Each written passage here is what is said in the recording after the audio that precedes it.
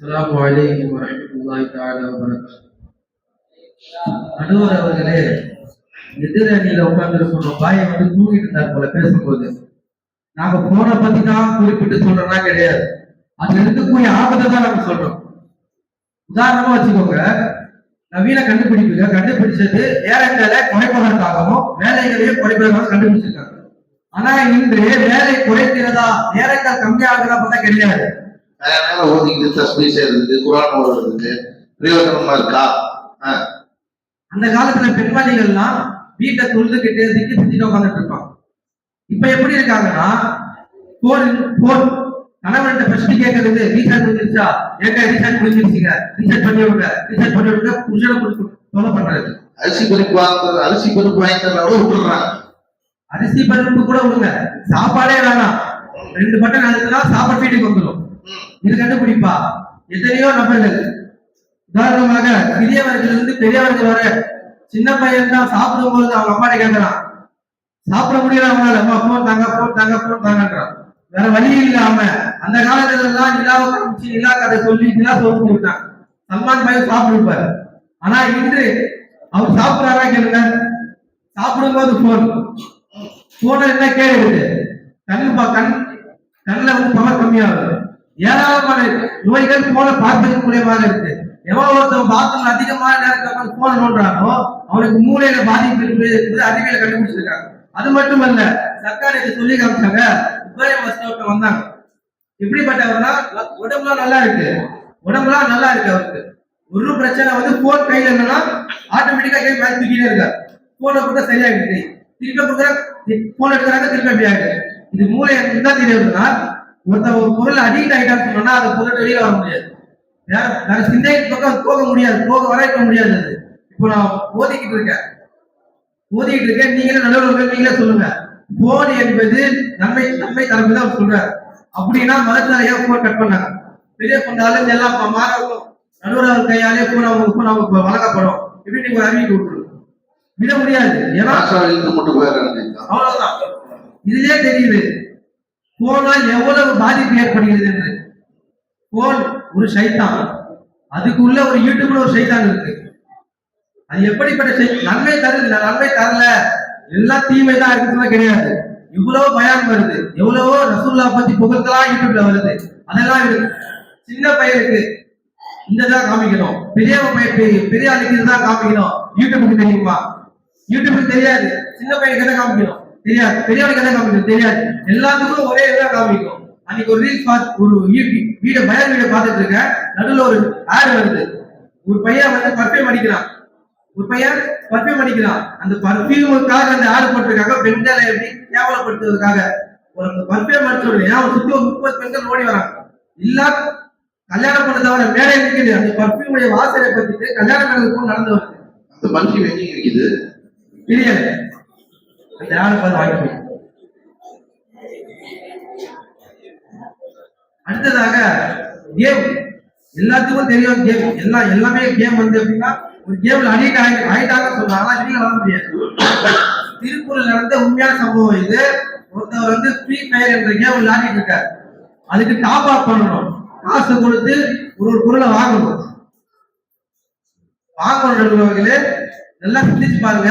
அவங்க அத்தா கஷ்டப்பட்டு உழைச்சி சேர்த்து வச்ச காசை அவங்க அத்தாவுக்கே தெரியாம அந்த கேமுக்கு அவங்க ஜிபே மூலியமாக ஜுபேர் சொல்லிட்டு போனாரு, ஜிபேல இருந்து நாங்க அவங்களுக்கு 1000 ரூபாய் அனுப்புவோம், தூரமா இருக்காங்க, உடம்பு சரியில்லை, 100 ரூபாய் அனுப்பும், 10,000 ரூபாய் அனுப்பும். கூட பிறந்த பையன் 1.5 லட்சம் ரூபாய் டாப் அப் பண்ணிருக்கான்.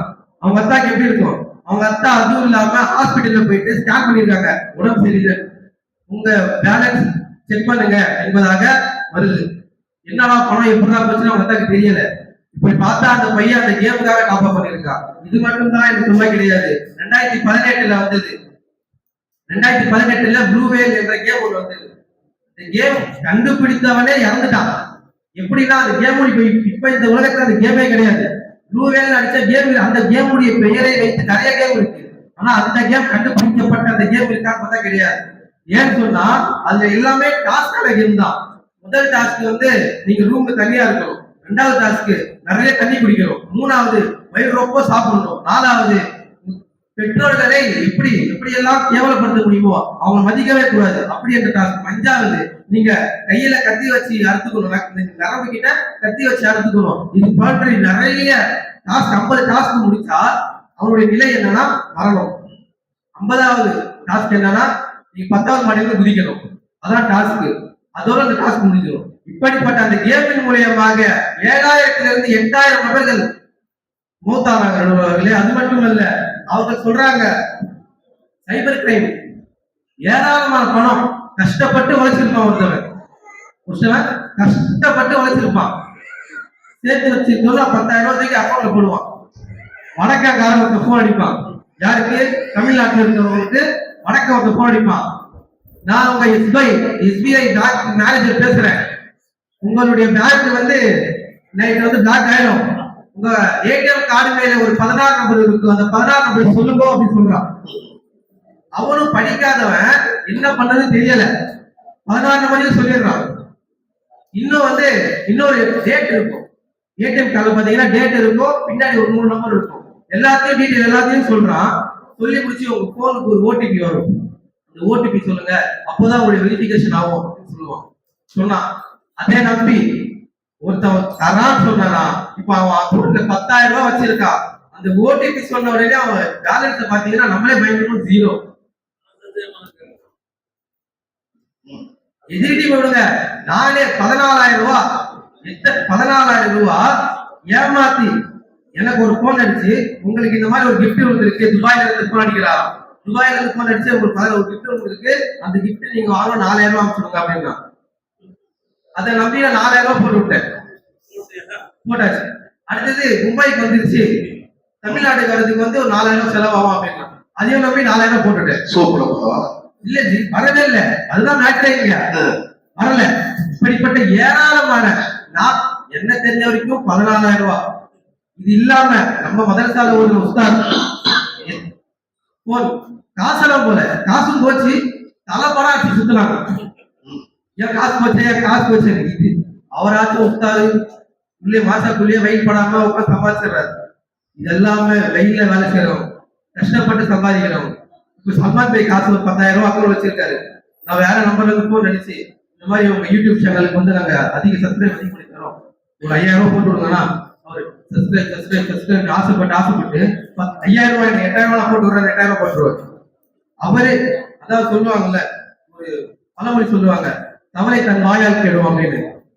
சப்ஸ்கிரைப்னு 8,000 ரூபாய், உங்க லைக் அதிகமா, வியூஸ் அதிகமா வருமா, அதுக்கு ஒரு 8,000 ரூபாய் போடுறேன். எப்படி ஏராளமான பணங்களை வீணாடிக்கக்கூடிய இந்த காலத்துல நவீன கண்டுபிடிப்பு எல்லாமே நல்லதுதான் அப்படின்னு சொல்லி கொடுத்துறாங்க. நான் நல்லதுதான் சொல்றேன். எவ்வளவு நல்லது இருக்கிறதோ அதை விட அதிகமான தீமையும் இருக்கிறது. அது மட்டுமல்ல, உமர் அலில சொல்லி காமிச்சாங்க, அபூபக்கர் அலில போகும்போது நாக்கு பிடிச்சிட்டு இருந்துட்டு இருந்தாங்க. ஹதீஸ்ல வருது, இது நாக்கு பிடிச்சிட்டு இருந்துட்டு இருந்தாங்க. அப்ப சொன்னாங்க, ஏன் இப்படி நாக்கு பிடிச்சிட்டு இருக்கீங்க, இந்த நாவாலதான் நிறைய தீ நடக்குது அப்படின்னு அபூபக்கர் அலில சொன்னாங்க. நாவா அந்த காலத்துல அபூபக்கர் அலில நாவல் தான் தீ நடக்குன்னு சொன்னாங்க. இந்த காலத்துல அபூபக்கர் அலில இருந்தாங்கன்னா எல்லா தீமையும் இந்த போனாலதான் நடக்குது, எல்லா தீமையும் இந்த போனால்தான் நடக்குது, இந்த போனை வலிச்சு கட்டியிருப்பாங்க. நடுவர் அவர்களே சிந்தித்து பாருங்க, நீ உங்க வீட்டுல 2 குழந்தை இருக்கு, சாப்பிட மாட்டேங்குது. போனை கொடுத்ததான் சாப்பிடணும், போனை கொடுத்தாதான் சாப்பிடுவேன்னு சொல்லுது. நீங்க கொடுப்பீங்களா, கொடுக்க மாட்டீங்களா?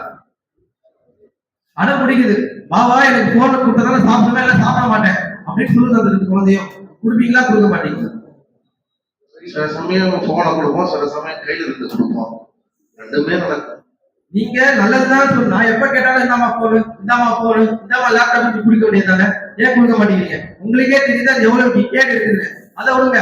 கம்ப்யூட்டர் லேப்டாப், உங்க வீட்டுல லேப்டாப் இருக்கா இல்லையா? இருந்துதான் இல்லையா? இருந்தது வச்சுக்கோங்க, வச்சுக்கோங்க. லேப்டாப் ஒருவன் அறிவியல் சொல்றாங்க, எவன் ஒருவன் தன்னுடைய தொடையில வைத்து லேப்டாப்பை பயன்படுத்துகிறானோ அவனுக்கு ஆண்மை குறைவு ஏற்படும். இதனால் ஏராளமான ஆபத்து ஏற்படுகிறது. போடாதீங்கப்பா. இதை வைத்து நாம் தெரிந்து கொள்வதெல்லாம் நவீன சாதனைகள் என்பது எவ்வளவு நன்மை இருக்கிறதோ அதை விட அதிகமாக தீமைதான் இருக்கிறது என்று சொல்லி என்னுடைய உரையை முடித்துக் கொள்கிறேன். அல்ஹம்துலில்லாஹி ரப்பில் ஆலமீன். அஸ்ஸலாமு அலைக்கும் வரஹ்மத்துல்லாஹி வபரகாத்துஹு. மிக அற்புதமாக பேசினார். ரெண்டு முக்கியமான கருத்தை சொன்னார். ஒண்ணு கேம் அடிக்ட். நீங்க நிறைய பேர் சாவுக்கு காரணமாக, நிறைய பேருடைய பைத்தியமா போறதுக்கு காரணமா இருக்கக்கூடியது அப்படின்னு அதையும் சொன்னாங்க. அதே மாதிரி போர்ஜரி, எத்தனையோ பேர் ஏமாத்துறதுக்கு காரணமாய் லட்சக்கணக்கான ரூபாய்கள் அவங்கள்ட்ட இருந்து பறிக்கப்படும் போவதற்கு நீங்களாம் வீட்டுக்கு கண்ணம் போடணும்னு அவசியம் இல்லை. அவனுக்கு ஒரு இது பண்ணிட்டா போதும், முடிஞ்சு போச்சு. போன்ல அவனை ஹேக் பண்ணிட்டா முடிஞ்சு போச்சு. அவன் மொத்த காசையும் தூக்கிடுறாங்க லெவலுக்கு இருக்குது. இதை நீங்க ஆதரிக்க முடியும்னு கேட்டிருக்கிறாங்க. கடைசியாக பதிலளிக்க வருகிறார். சமூக நவீன கண்டுபிடிப்புகள் சமூகத்திற்கு ஆக்கத்தையே ஏற்படுத்தி உள்ளது என்று கூறுவதற்காக முகமது ஹசீன் வருகிறார்.